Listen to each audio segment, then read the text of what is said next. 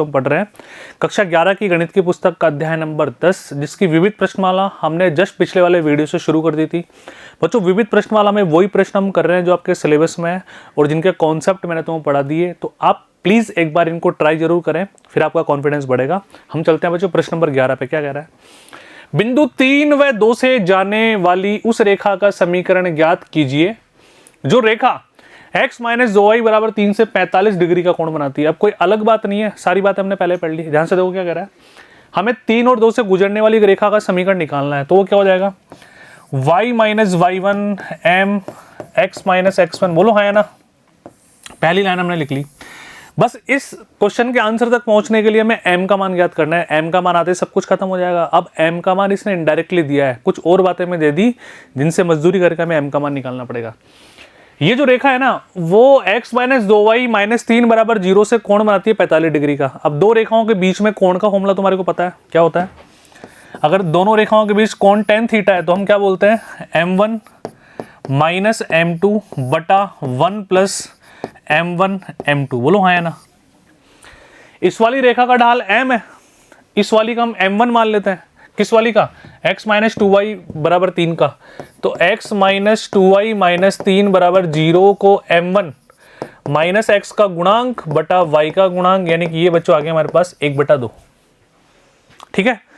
अब ये यहाँ एक काम करो बच्चों ना, और भी तुम्हें सिस्टमेटिक इसको लिखना है तो हम इसको ऐसे लिख सकते हैं। ध्यान से देखो, ये m2 ले लो, ध्यान से देखना, ये m2 ले लिया हमने, ठीक है, और ये बच्चों हमने ले लिया m1, ये लो, ताकि इस फॉर्मूले में और मुझे वेरिएबल चेंज करने की आवश्यकता नहीं पड़ेगी। अब tan थीटा बच्चों एंगल कितना, 45 डिग्री का, तो tan 45 डिग्री यहां पे लिखें मोड m1। बच्चों m1 की वैल्यू तो पता है ही नहीं, हमें निकालनी है। m2 का मान पता है हमारे को, वो कितना है बच्चों, 1/2। ठीक है, तो ये लीजिए m1 माइनस 1/2, 1 प्लस m1 गुणा 1/2, ये लीजिए, इतनी सी बात है बस। ठीक है। अच्छा, बराबर में tan 45 चल रहा है। जब हम मोड हटाते हैं तो प्लस माइनस का साइन साथ में आता है। तो ध्यान से देखना, इसको सॉल्व करने के बाद हम अगर इसका एलसीएम लेते हैं अपन, है ना, ऊपर नीचे कैंसिल करते हैं तो आता है 2m1 माइनस का 1/2। ध्यान से देखना, 2 प्लस m1 बराबर में चलेगा प्लस माइनस 1। ठीक है, प्लस माइनस 1। अब एक बार तुम साइन ले लो बच्चों धनात्मक, एक बार ले लो ऋणात्मक, तो 2m1 की वैल्यूज आएगी, तो दो समीकरण तुम्हारे पास प्राप्त हो जाएंगे। ठीक है, तो एक बार बच्चों हम साइन लेते हैं कौन सा, धनात्मक। अभी बातें बोल रहा हूं तुम्हें लिखनी है।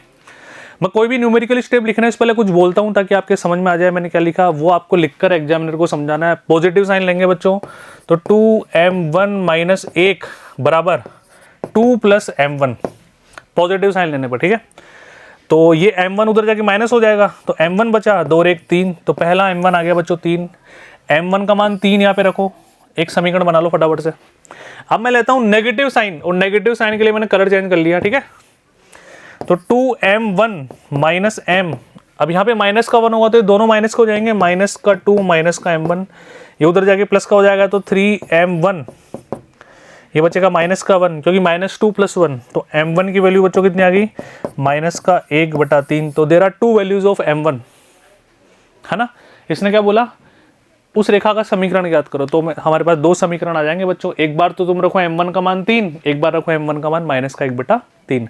ठीक, आप कर लोगे। यहाँ पे बच्चों इसने m ले लिया, सेम वही कैलकुलेशन देख लेना आराम से, पॉजिटिव नेगेटिव।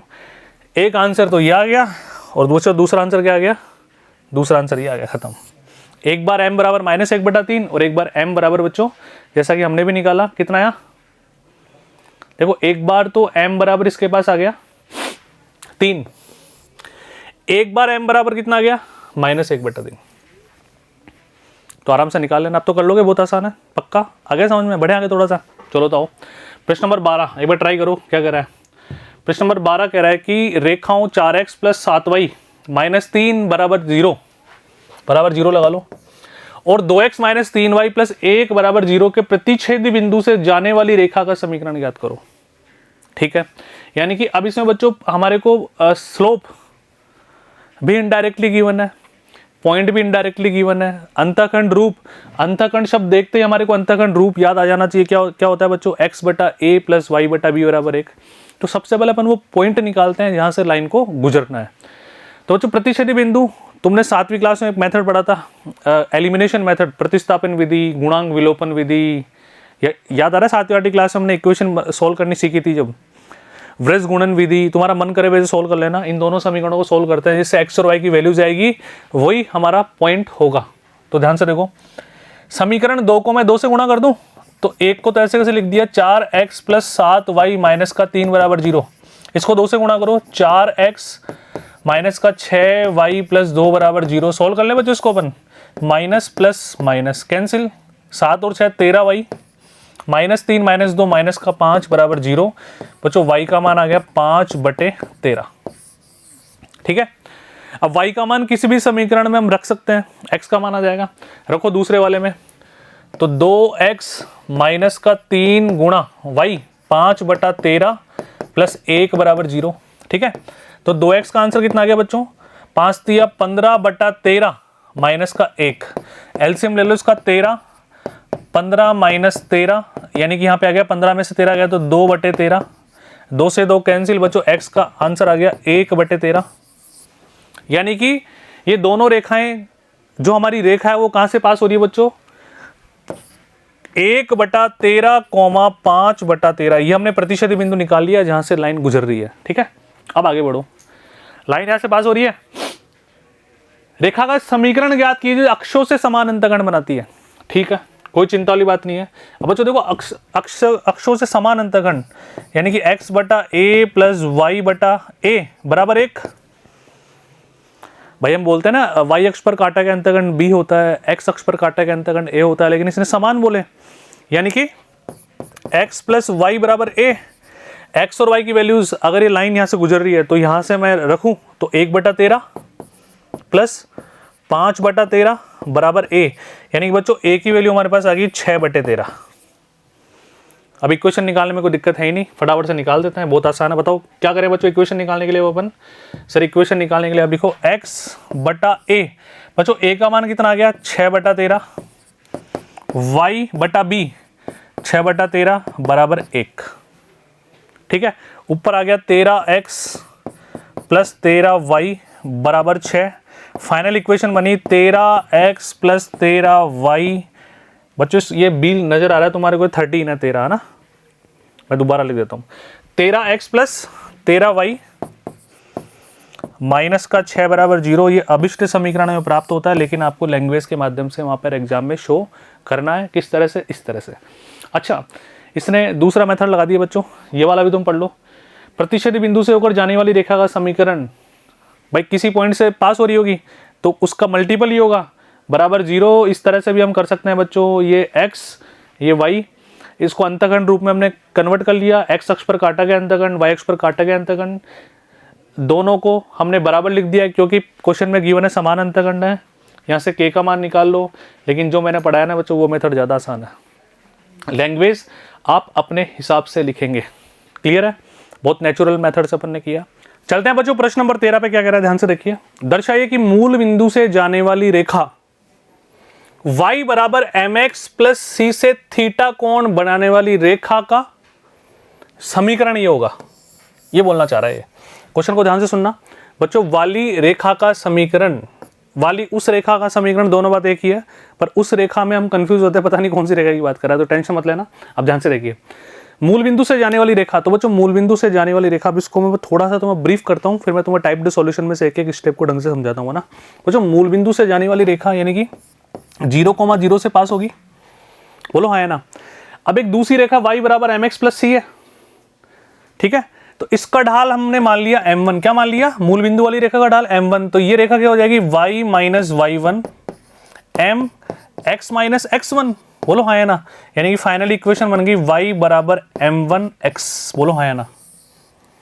दूसरी लाइन हमारे पास क्वेश्चन में गिवन है बच्चों, कौन सी है, y = mx + c।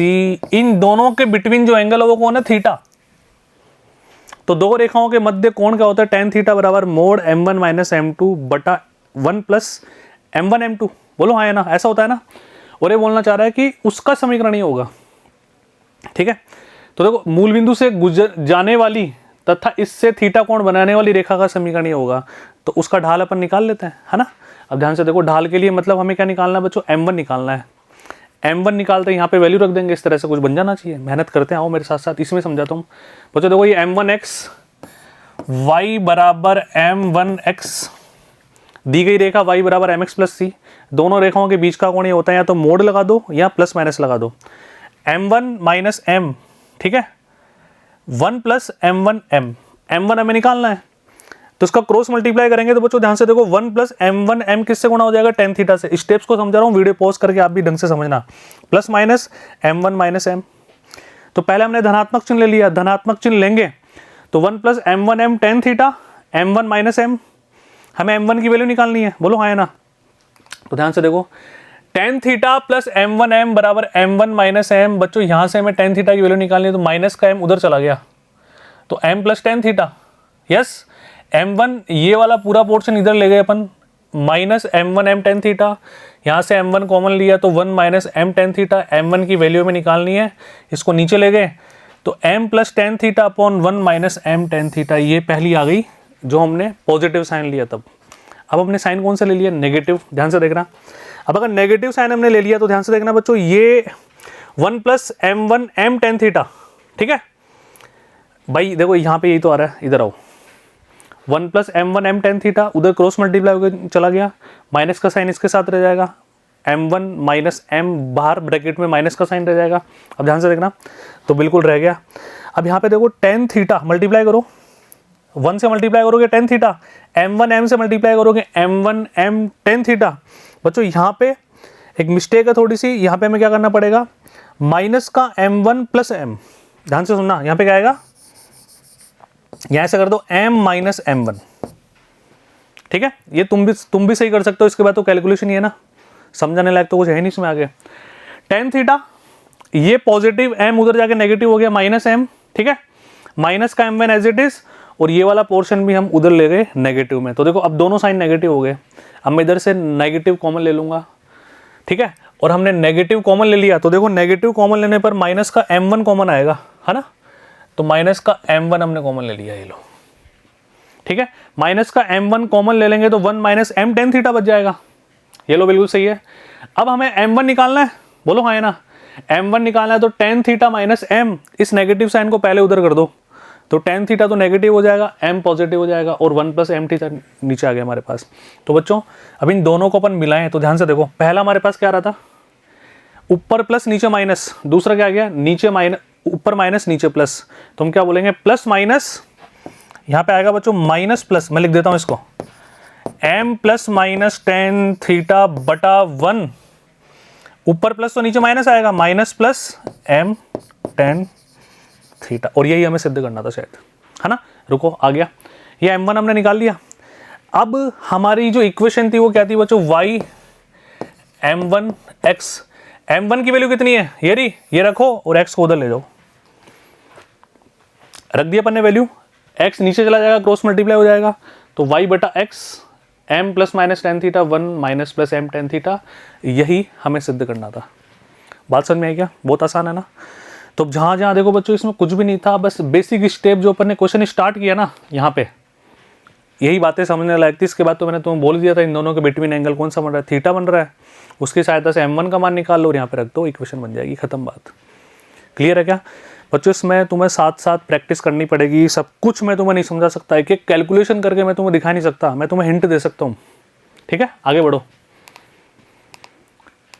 Next question क्या कह रहा है, -1, 1, 5, 7 को मिलाने वाली रेखाखंड को, लिख देता हूं मैं ना, -1, 1, 5, 7 को मिलाने वाली रेखाखंड को x प्लस वाई बराबर 4 किस अनुपात में विभाजित करेगा। अब बच्चों को बताओ, ये जो लाइन है x प्लस वाई बराबर 4, इसको किस रेशो में डिवाइड करेगी।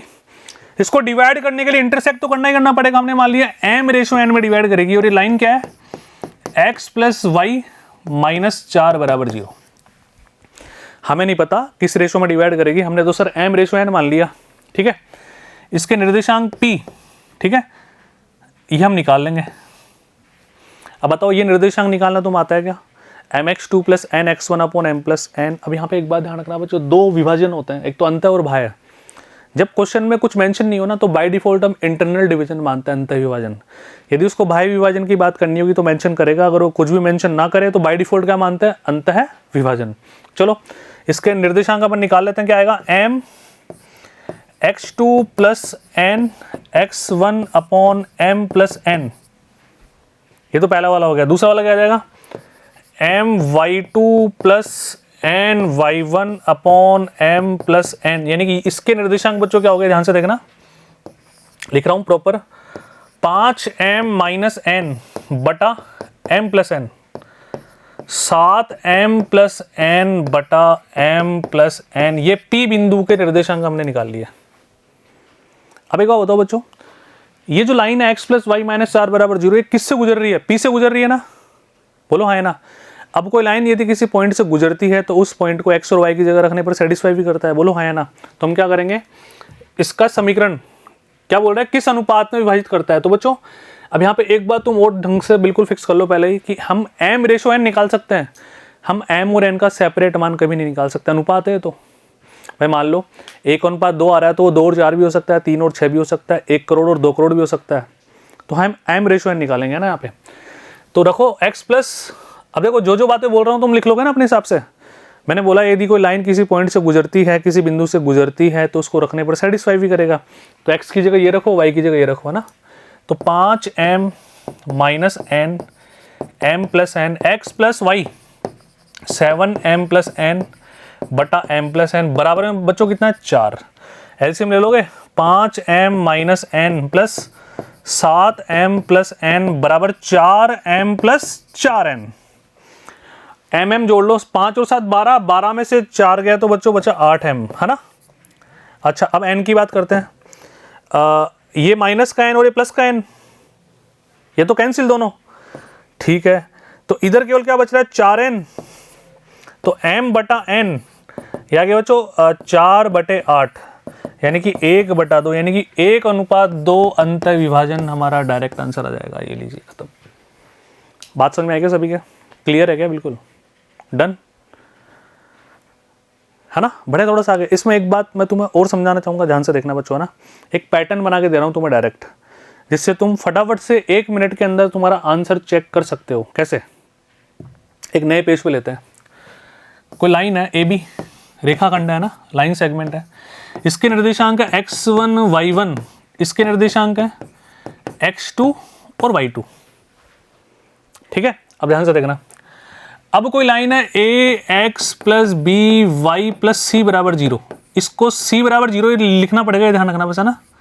ये इसको m रेशो n में डिवाइड कर रही है, किस में डिवाइड कर रही है, m रेशो n में। तो बच्चों m रेशो n निकालने का एक बढ़िया तरीका बता रहा हूं तुम्हें, m बटा n, डायरेक्ट माइनस का साइन कॉमन ले लेना, माइनस आएगा बस ध्यान रखना।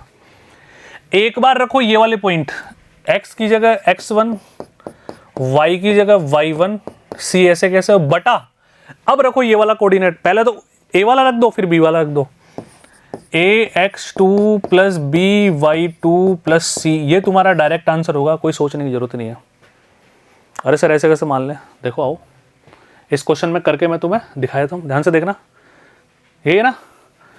तो हमारी लाइन क्या है बच्चों, x प्लस वाई माइनस 4 बराबर 0, देखना ये पॉइंट है -1,1, यह है 5,7, यही तो था, m ratio n, x1 y1 की वैल्यू -1 और 1 है, x2 y2 की वैल्यू 5 और 7 है, यहाँ पे रखें, है ना।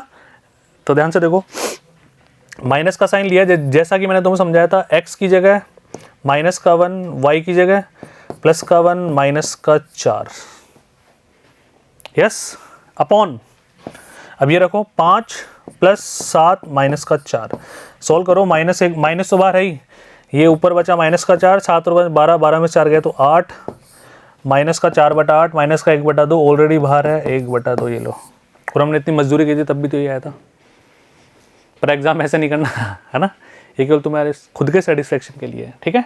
इसको नोट डाउन कर लेना आराम से, स्क्रीनशॉट ले लेना बच्चों इसका, क्लियर है। बढ़े आगे थोड़ा सा, ये आराम से देखो, इसने क्या किया, इसने k रेशो 1 मान लिया, लैम्डा रेशो 1 भी मान सकते हो, हमने m रेशो n मान लिया। इस सॉल्यूशन को भी देखना, अब तुम्हें समझ में आ जाएगा, बिल्कुल वैसा ही है, कोई अलग नहीं है, क्लियर है क्या। बढ़े थोड़ा सा आगे आ जाओ।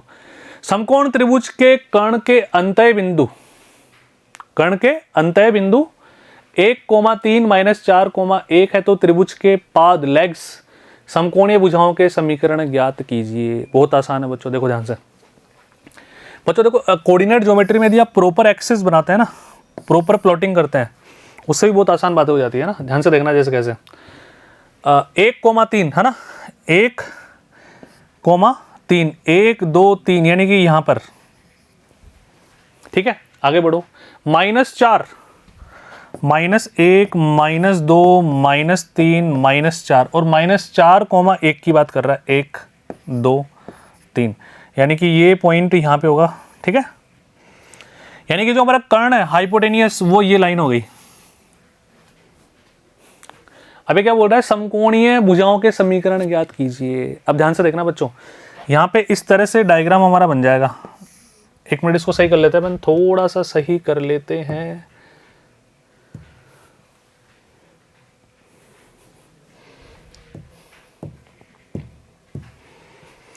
ये समकोणीय भुजाएं हमारी कौन सी होगी, जो मैंने येलो लिखा, ये लीजिए बच्चों, ठीक है। एक रफ डायग्राम हमने बना लिया, ठीक है। बनाए अब समकोणीय भुजाओं के। अब समकोणीय भुजाओं में कोई चिंता वाली बात ही नहीं है। कैसे, ध्यान से देखना। ये हमारे पास कोऑर्डिनेट है बच्चों कितना, -4,1 और ये हमारे पास है बच्चों कितना, 1,3। अब ये बोल रहा है कि समकोणीय भुजाओं के समीकरण ज्ञात करो। तो बहुत आसान तरीका मैं तुम्हें समझाता हूँ। समकोणीय भुजाओं के समीकरण ज्ञात करने के लिए यहाँ पे इसके अकॉर्डिंग हमें इसकी इक्वेशन निकालनी है ना। अच्छा, इसकी इक्वेशन निकालने के लिए बताओ, इसको ले लेते हैं C, ठीक है, इसको ले लेते हैं B, इसको ले लेते हैं A। बच्चों AC किसके समांतर है, Y के समांतर। अच्छा, BC किसके समांतर है, X के समांतर। अच्छा, X के समांतर है BC किसके समांतर है, X के समांतर है ना। अब अगर BC X के समांतर है तो बच्चों X अक्ष के समांतर यानी कि y equal to something answer आएगा। यानी कि इस वाली रेखा का समीकरण हो गया y इक्वल टू 1। भाई x से तो मतलब है नहीं, x कुछ भी हो, y एक आ रहा है, कांस्टेंट आ रहा है। यहां पे देखना, इसकी यदि अपन बात करते हैं, ये y अक्ष के समांतर है तो x equal to something answer आएगा। इसका आंसर आ गया x इक्वल टू 1। ये लीजिए। अरे कुछ समझे क्या भावनाओं को? मैंने तुम्हें क्या समझाया था, यदि कोई लाइन x अक्ष पर है तो y equal to something answer आएगा, y अक्ष पर है तो x equal to something answer आएगा। बोलो होता है नहीं होता। अब x अक्ष के समांतर है मतलब उसका ढाल तो जीरो ही है ना। x अक्ष के समांतर है तो भी y equal to something answer आएगा। y इक्वल टू समथिंग है तो x के समांतर है, x इक्वल टू समथिंग है तो y के समांतर है। अब यहाँ पे देखो हमने कैसे लिया कि y का जो कोऑर्डिनेट है वो डायरेक्ट आंसर है, x का जो कोऑर्डिनेट है वो डायरेक्ट आंसर है। क्लियर है क्या? अब इसको तुम आराम से लैंग्वेज के माध्यम से पढ़ सकते हो बिल्कुल तरीके से, इस तरह से जैसा तुम्हें डिटेल से चाहिए। वरना तुम डायरेक्ट भी ले सकते हो, क्योंकि हम जानते हैं यदि कोई रेखा x अक्ष के समांतर है तो y इक्वल टू समथिंग होता है, y अक्ष के समांतर है तो x इक्वल टू समथिंग होता है। ABC मैंने वहां पे मेरे हिसाब से ले लिया था, आप इस तरह से भी इसको कर सकते हैं। इक्वेशन वही बन रहा है हमारे पास, y इक्वल टू 1 और x इक्वल टू 1। क्लियर है बच्चों?